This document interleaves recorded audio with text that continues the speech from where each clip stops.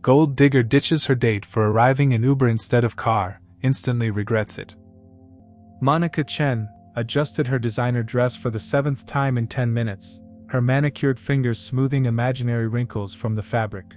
The rooftop restaurant of the Apex was bathed in the golden glow of sunset, illuminating the city skyline and casting long shadows across the pristine white tablecloths. Every table was strategically positioned for optimal views, occupied by the city's elite, who seemed more interested in being seen than the Michelin-starred food. Her phone buzzed again. The group chat with her friends was exploding with questions about her blind date. "Is he there yet? Remember, pics or it didn't happen," wrote Amber.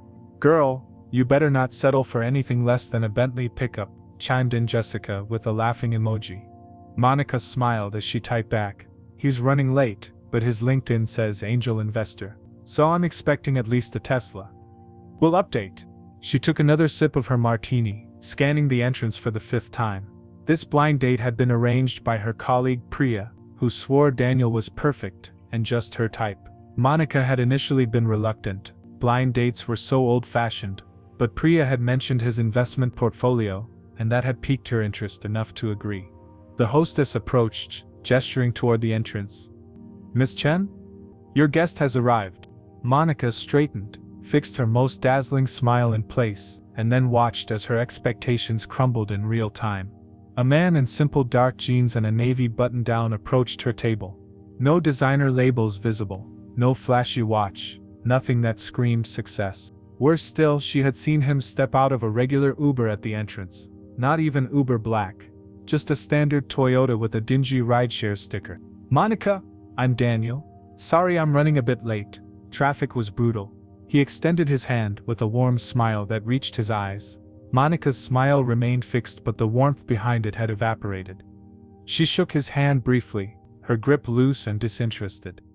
"No problem, I was just enjoying the view."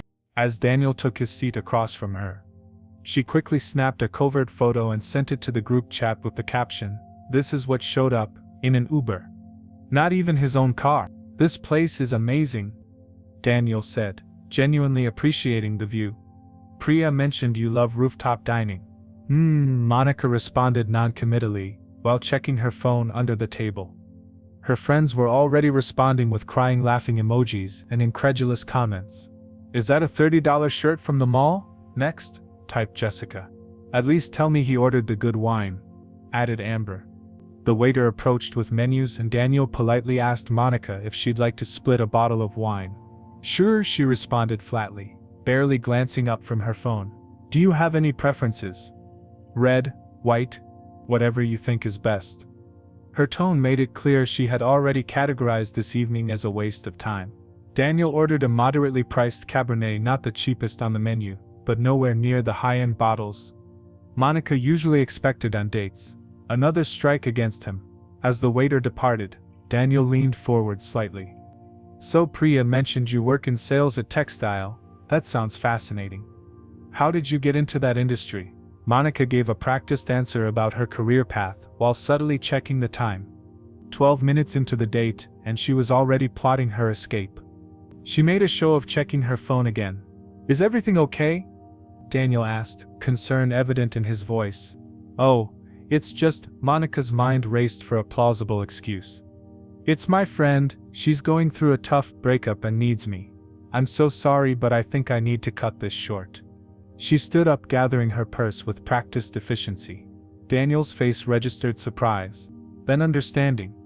"Of course, if your friend needs you, we can reschedule if you'd like." "Maybe, I'll text you." The lie rolled off her tongue easily.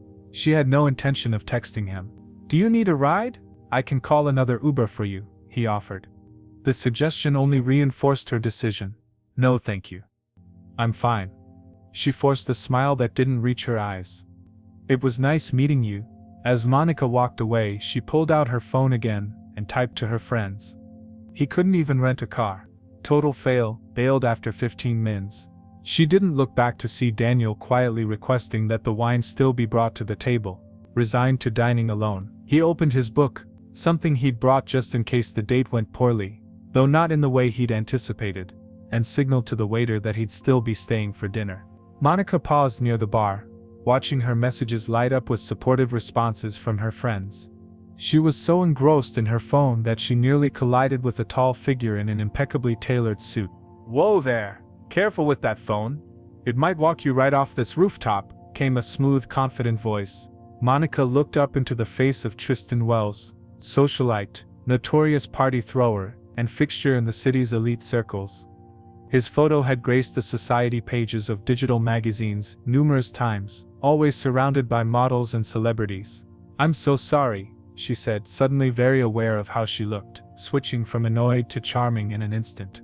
Tristan's eyes flickered over her, assessing her Louboutins and designer dress with approval. "No harm done. You look like you could use another drink. The night's just getting started, isn't it?" Monica glanced back toward where Daniel sat alone, now opening his book, completely forgotten in the wake of this new opportunity. She turned back to Tristan with her most dazzling smile. "The night hasn't even begun," she replied, already calculating how this chance encounter would play on her Instagram. "Let me guess, bad date?"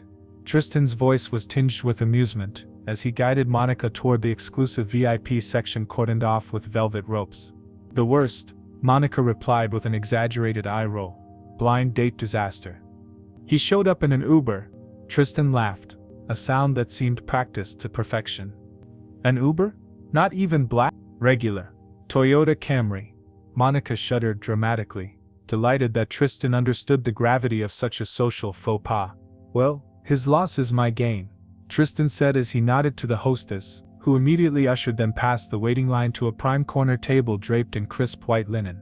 The table offered a sweeping view of both the city skyline and the rest of the restaurant, ensuring they would be seen by everyone. Monica felt a rush of vindication as she settled into her seat. This was exactly where she belonged, not with some budget-conscious nobody, but with someone who understood the rules of the game. From her new vantage point, she could see Daniel still sitting alone, calmly reading his book between bites of his meal.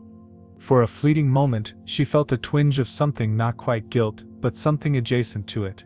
He looked content, unbothered by her rejection. The thought irritated her more than it should have. "Champagne?" Tristan was already signaling to the waiter without waiting for her response. "The Cristal, 2008 vintage," he instructed loud enough for nearby tables to hear.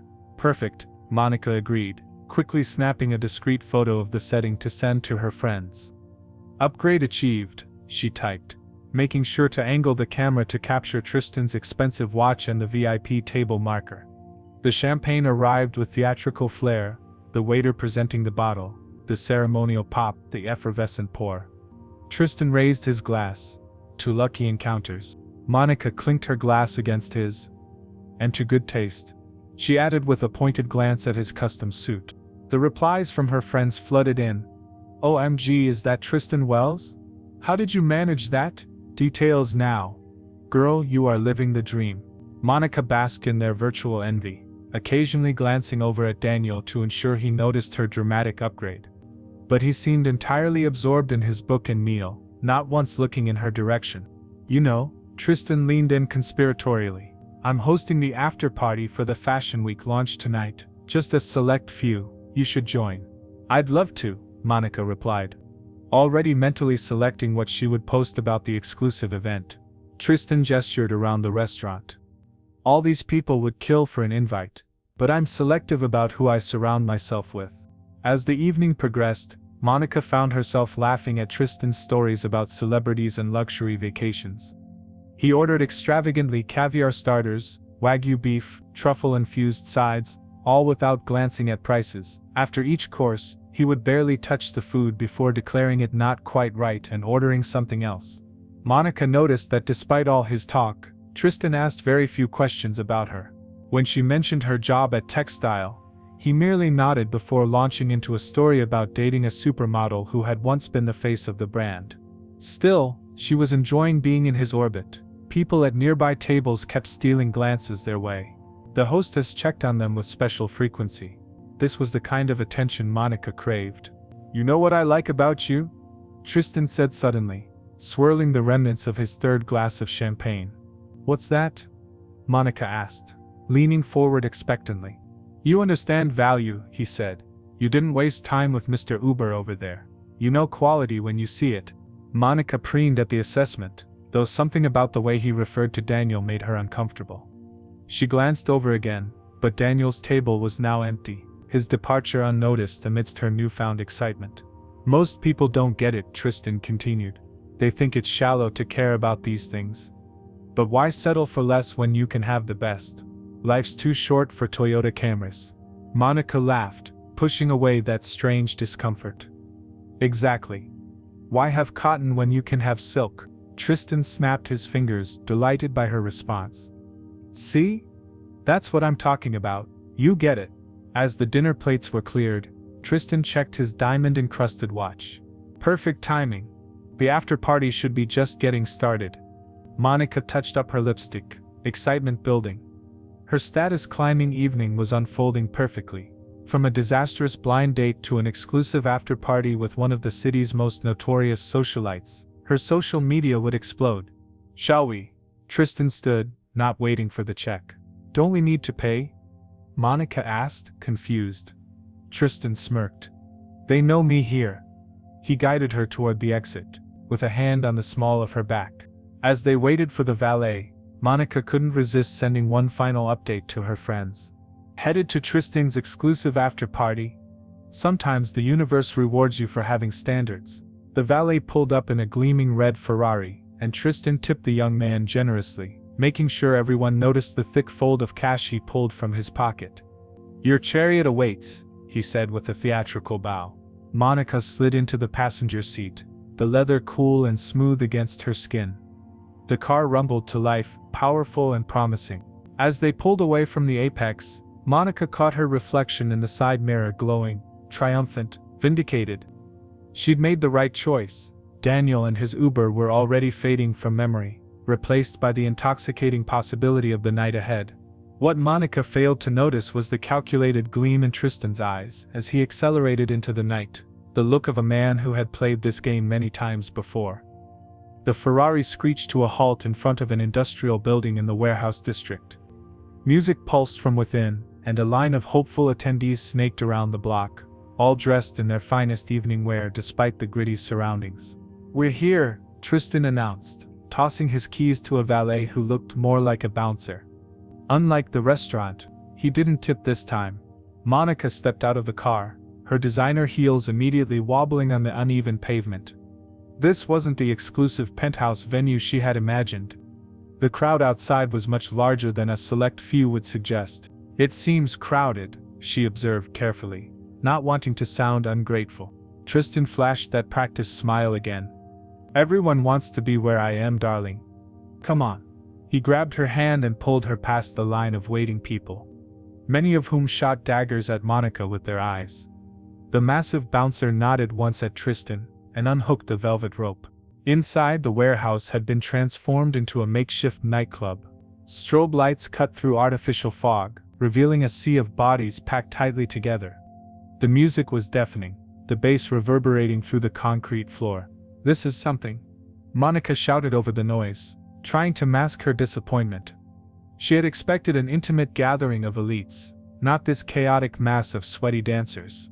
Let's get drinks, Tristan replied, either not hearing her hesitation or choosing to ignore it. They pushed through the crowd to a VIP section that was only marginally less crowded than the main floor.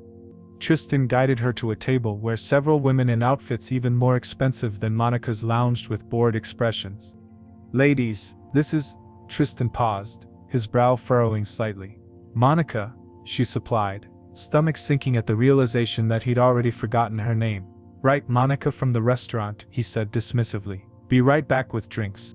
The women barely acknowledged her as she awkwardly took a seat at the edge of the booth. One woman glanced at her shoes and smirked, whispering something to her companion. Monica felt suddenly underdressed despite having spent a week's salary on her outfit.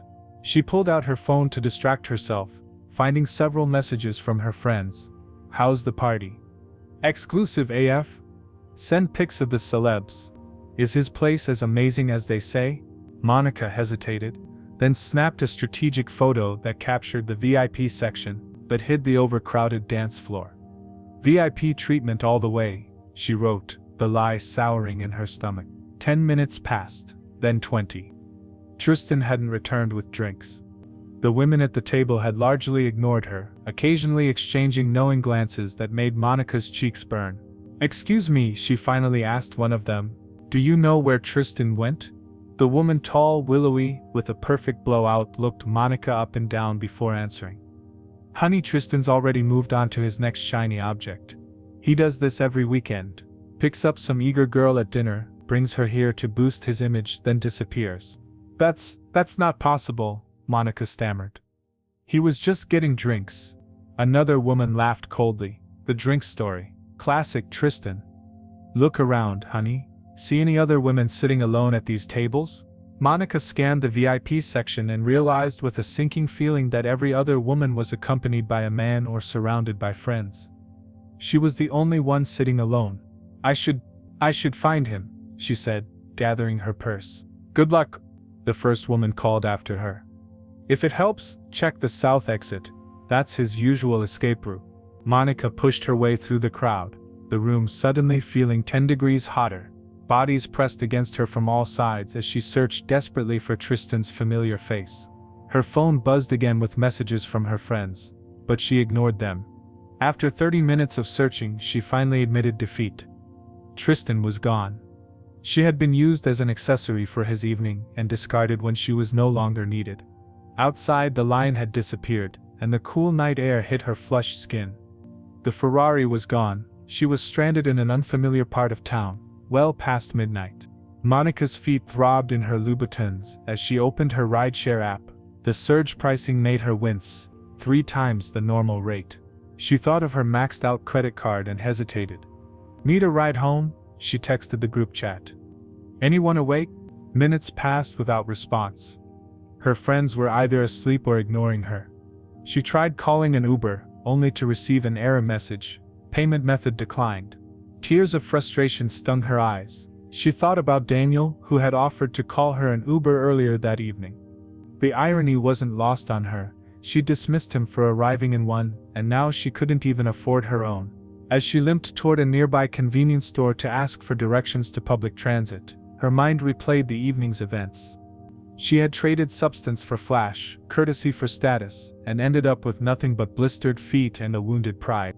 The night bus ride home was long and uncomfortable. Monica sat wedged between a sleeping shift worker and a teenager playing music too loudly through leaky headphones. Her dress, so perfect for an upscale restaurant and VIP club, looked ridiculous on public transportation at 2 a.m. Her phone battery died just as she was composing a face-saving message to her friends. Perhaps it was for the best. What could she possibly say? That she'd been duped? Used? That her standards had led her exactly where low standards often lead, nowhere good. As the bus lumbered through empty streets, Monica caught her reflection in the dark window. The makeup that had been flawless hours earlier now looked tired and smudged. Her hair, perfectly styled for the evening, hung limp around her shoulders. "Never again," she whispered to her reflection. But even as the words left her mouth, a small voice in the back of her mind whispered, "But you'll do it again, because the illusion is better than the truth. Because status is everything." Monica closed her eyes, trying to silence that voice. Tomorrow would be a new day. She would forget this humiliation and move on. After all, it wasn't like she would ever see Daniel or Tristan again. The universe, however, had other plans.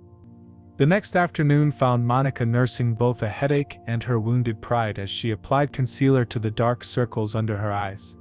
Textile's annual investor gala was the company's biggest event of the year, and attendance was mandatory for all employees, hangover or not. "You look like hell," remarked her coworker, Priya, leaning against the bathroom doorframe. "I take it the date with Daniel didn't go well?" Monica winced, both at the volume of Priya's voice and the memory. "Daniel was not what you described." Priya's eyebrows shot up. "What do you mean? He's one of the nicest guys I know." "Nice doesn't equal successful," Monica muttered, applying another layer of concealer. "He showed up in an Uber, Priya. Not even his own car." A strange expression crossed Priya's face. "So what happened?" "I left early, emergency, with a friend," Monica lied, avoiding eye contact. "Anyway, it doesn't matter. Let's just get through this gala." The annual investor gala was being held at the city's private airfield, where Textiles CEO Victoria Hammond had arranged for the company's most valued clients and investors to view their newest tech-integrated fashion line. The runway was literally a runway. Models would walk alongside parked private jets, showcasing the company's blend of technology and style. Monica smoothed down her dress, not quite as expensive as last night's outfit, but professional and sleek. As a mid-tier sales representative, she wasn't important enough to interact with the VIPs directly, but she still wanted to look the part. After all, this was her chance to be noticed by upper management. The airfield had been transformed for the event. White tents housed open bars and catering stations. A DJ played ambient music from a raised platform. Models and staff milled about, preparing for the showcase. Beyond the main event area, several private jets gleamed in the afternoon sun, cordoned off with velvet ropes reserved for the company's most elite guests. "There's Victoria," Priya whispered, nodding toward their CEO, who was engaged in animated conversation with the company's board members near the VIP section. Monica straightened her posture. "I'm going to try to catch her eye. She needs to see my potential." Despite her exhaustion, Monica was determined to make this day count professionally. After last night's disaster, she needed a win. For an hour, Monica networked diligently, shaking hands with clients, and making just enough small talk to seem engaged without revealing her massive headache. She gradually worked her way closer to the VIP section, where Victoria held court. Just as Monica was about to accidentally bump into her CEO, a sleek black Bentley pulled up to the edge of the tarmac. The valet rushed to open the door, and conversations hushed as people turned to see who had arrived. Monica's heart stopped as a familiar figure stepped out. Daniel, the same Daniel from last night, emerged from the luxury car. But this wasn't the simple, understated man from the restaurant. This Daniel wore a perfectly tailored charcoal suit that probably cost more than Monica's monthly rent. His posture exuded quiet confidence as he surveyed the scene. "Is that?" Priya had appeared at Monica's elbow. "It can't be," Monica whispered, blood draining from her face. Victoria Hammond immediately abandoned her conversation and strode purposefully toward Daniel, hand extended. "Daniel, so glad you could make it." The two embraced like old friends, and Victoria hooked her arm through his, guiding him toward the largest private jet on the tarmac. The board members followed behind like eager puppies. "Why is Daniel at our company gala?" Monica hissed to Priya, who was watching the scene with a small smile.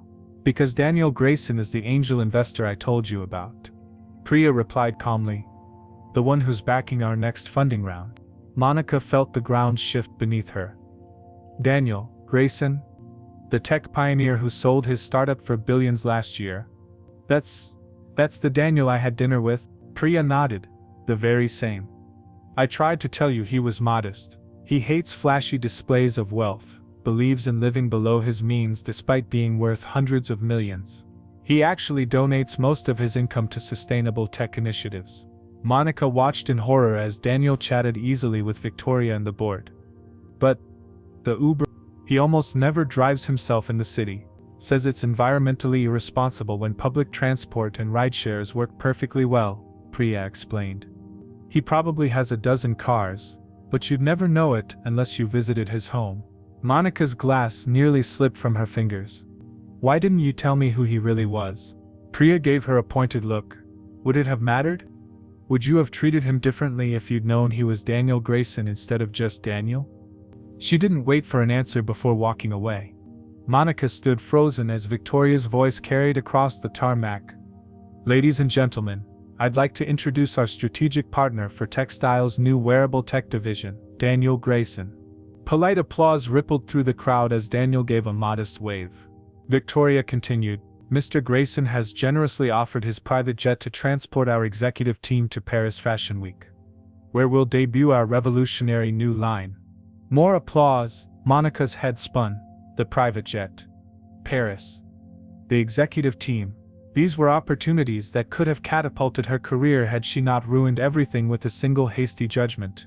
"And now," Victoria announced, "our executive team will join Mr. Grayson for a pre-flight champagne toast before departure." Monica watched as senior staff members were escorted past the velvet rope toward the gleaming jet. She took an impulsive step forward. Maybe she could catch Daniel's eye, apologize, explain. Daniel turned at that exact moment, his gaze sweeping the crowd before landing briefly on Monica. There was a flash of recognition, then a small polite nod, the kind reserved for casual acquaintances or service staff, before he turned back to Victoria. He remembered her, but she wasn't worth more than a nod. Monica stood with her champagne glass suspended midair as the jet's stairs were lowered. The future of textile was boarding that plane, a future she could have been part of, had she seen beyond an Uber ride. "Impressive, isn't he?" said a colleague beside her. "I heard Victoria's grooming him to join the board." Imagine working directly under Daniel Grayson. Monica could only nod mutely, watching as her career aspirations taxied down the runway without her. "That's him, the Daniel you ditch?" whispered Jessica, who worked in Textile's marketing department. She had sidled up next to Monica, eyes wide with disbelief as they both watched Daniel chatting with the executive team. Monica nodded mutely, unable to form words as the full impact of her mistake continued to unfold before her. Jessica let out a low whistle. Daniel Grayson, the guy who revolutionized wearable tech before selling his company for what? $3 billion? 4, corrected another colleague who had joined their huddle. $4 billion, and that was just his first company. Word is his current ventures are worth twice that. The group's conversation dropped to hushed tones as more details about Uber guys circulated through the crowd. "I heard he funded the entire research division at MIT last year," someone murmured. "My brother works at his foundation, says Grayson donates 90% of his annual income," added another. "Didn't he just get featured in Forbes 40 Under 40 last month? Something about sustainable tech innovations." Each revelation was a fresh dagger in Monica's heart. She had judged him solely on his transportation choice and casual attire, never bothering to look deeper. "How did you meet him?" Jessica pressed, clearly fishing for gossip. "Blind date," Monica managed to say, her mouth dry. "Priya set it up." A ripple of understanding passed through the small group. Priya wasn't just any colleague, she was Victoria's executive assistant and known for her impeccable judgment of character. If Priya had arranged the date, it hadn't been casual matchmaking. It had been a quiet vetting, perhaps even a test. A test Monica had catastrophically failed. So what happened exactly? Jessica wasn't letting this go. Before Monica could formulate a sanitized version of events, Victoria's voice rose above the ambient chatter once again. "Before we depart, Mr. Grayson would like to say a few words about our partnership." The crowd quieted as Daniel stepped forward, his demeanor humble yet commanding. Monica noticed now what she had missed at dinner. The quiet confidence, the thoughtful gaze, the way people naturally oriented themselves toward him. None of it required designer labels or flashy accessories. "Thank you, Victoria," Daniel began, his voice carrying easily across the tarmac. "I'm not one for lengthy speeches, so I'll keep this brief. What drew me to textile wasn't just your innovative technology or design aesthetic. It was your company culture." He paused, scanning the crowd. In a world increasingly dominated by appearances and instant gratification, textile stands out for valuing substance over spectacle. "You understand that true worth isn't about how something looks, but about integrity, innovation, and genuine connection." Monica felt each word like a personal rebuke, though Daniel's gaze never lingered on her. "I believe the future belongs to those who can see beyond the surface, who can recognize value where others see only packaging. That's why I'm proud to partner with a company that embodies these principles." Applause erupted as Daniel concluded his short speech.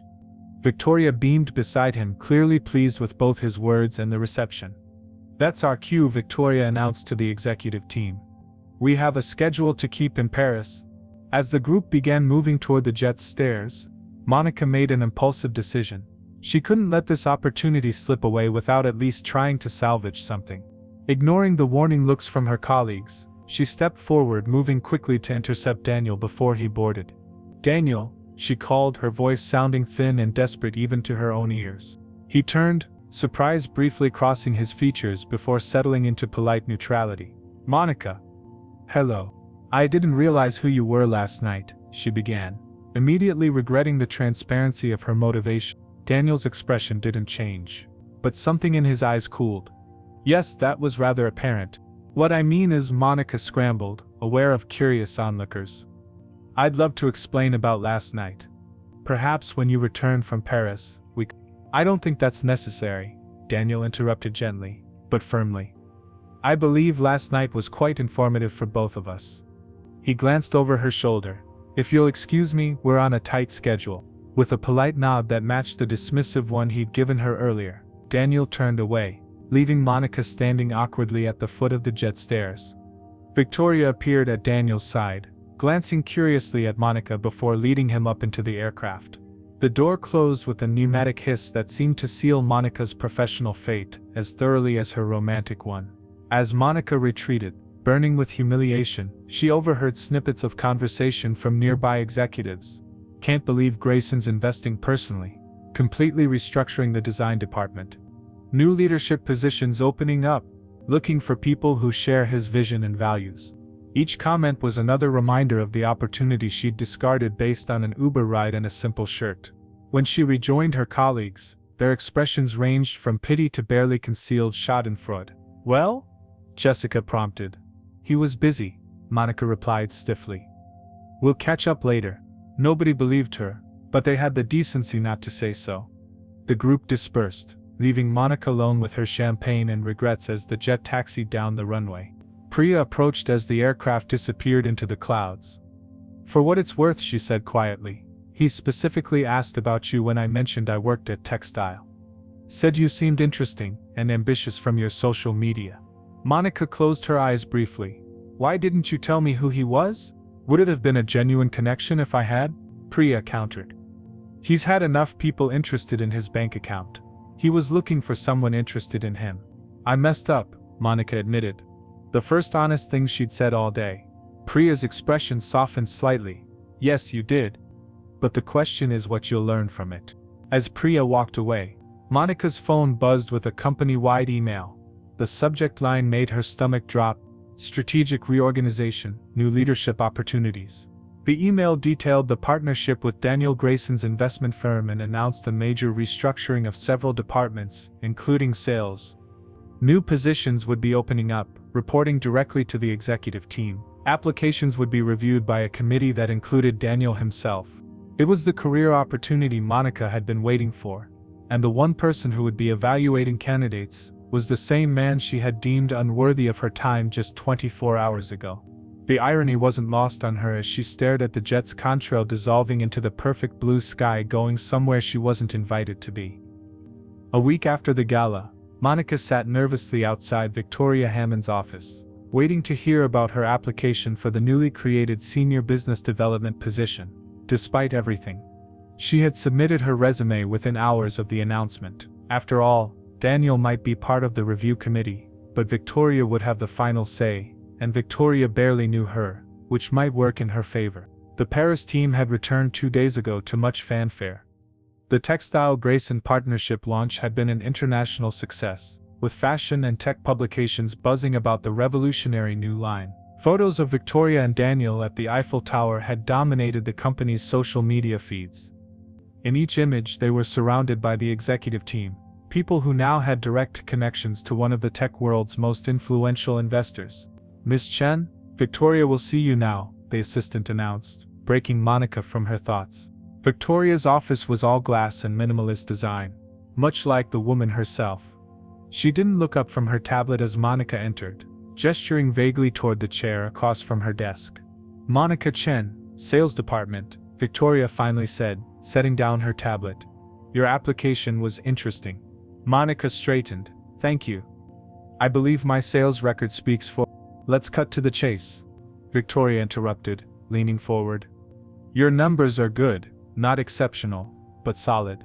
However, this position requires more than just sales aptitude. It requires judgment, discretion, and the ability to recognize value beyond surface appearances. Monica's mouth went dry. Something in Victoria's tone suggested she knew more than she should about Monica's personal life. I understand, Monica managed to say. Victoria studied her for a moment. Do you? Because I'm not convinced. She tapped her screen, turning it toward Monica. Are you familiar with this? Monica's heart sank as she recognized the group chat screenshot from the night of her date with Daniel. He couldn't even rent a car. Total fail. Her own words stared back at her. And where did you get that? One of your friends works in our PR department, Victoria said coolly. She was concerned about potential conflicts of interest in your application. Friend. The word hung in the air, hollow and mocking. Apparently Jessica had decided that currying favor with management was more valuable than loyalty. I can explain, Monica began, though she had no idea what she could possibly say. No need, Victoria waved dismissively. Your private communications are your business. Normally, the qualifier hung ominously between them. However, Victoria continued, when those communications involve our primary investor and strategic partner, they become my business. She swiped to another screen, a security camera still from the restaurant showing Monica walking away from Daniel, especially when they reflect a judgment so fundamentally flawed that it calls into question your ability to evaluate opportunities, a key requirement for this position. Monica sat frozen, her carefully constructed professional image crumbling before her eyes. For the record, Victoria added, almost casually, Daniel didn't mention your previous acquaintance when reviewing applications. He's far too professional for that.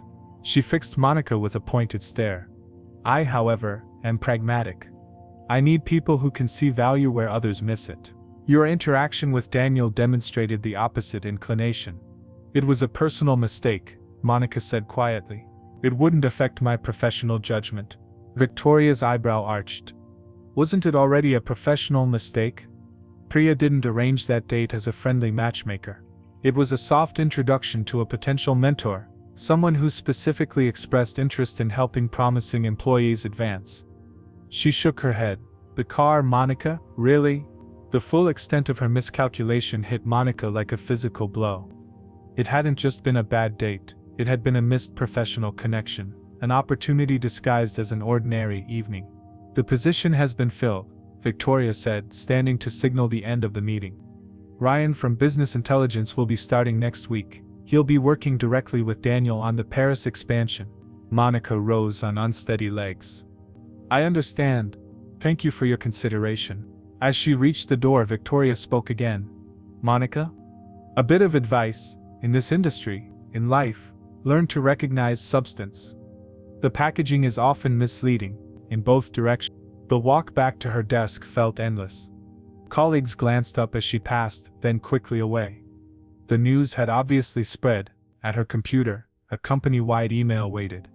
Congratulations to Ryan Porter on his promotion to Senior Business Development Manager. Beneath it was a photo taken in Paris. Victoria, Daniel and Ryan clinking champagne glasses against the backdrop of the Seine. Ryan, who drove a 10-year-old Honda but had the highest client retention rate in the company. Ryan, who wore the same 3 blazers in rotation, but had pioneered the algorithm that had caught Daniel's attention in the first place. Monica opened her browser to clear her head and was greeted by the company's intranet homepage. There in the featured article spot was a photo she hadn't seen before, Daniel and Victoria shaking hands in front of the private jet, cementing their partnership. The caption made her stomach clench, Textile and Grayson Ventures, looking beyond the surface for true innovation. Her phone buzzed with a text from Priya. Conference room C. Now. Monica found Priya waiting alone, a sympathetic but firm expression on her face. You're not being fired, Priya said as soon as the door closed, but you're being reassigned to the Retail Accounts Division, a demotion in all but name. The Retail Division handled the company's smallest, least prestigious clients. I see, Monica said, too numb to argue. It was the best I could do, Priya admitted. Victoria wanted you gone, but I convinced her you deserved a chance to learn from this. Why are you helping me at all? Monica asked. After what I did. Because we all make mistakes. The question is whether we grow from them. Priya handed her a folder. Your new assignment starts Monday. As Monica left the conference room, she overheard 2 colleagues by the water cooler. Did you hear about the girl who ditched Daniel Grayson at dinner because he took an Uber? One whispered. No way. Who would be that shallow? The other replied. Some gold digger who works here apparently. Can you imagine throwing away a connection to Daniel Grayson over a car? They laughed, unaware that the subject of their gossip stood just around the corner, clutching her reassignment papers. Monica slipped away quietly, the irony of the situation settling over her like a heavy cloak. She had judged a man based on his appearance and transportation, only to find that everyone would now judge her by the same superficial standards. As she packed her desk for the move to the retail division, Monica found herself contemplating an unfamiliar concept. Perhaps a person's worth wasn't measured by the car they drove, but by the road they chose to travel.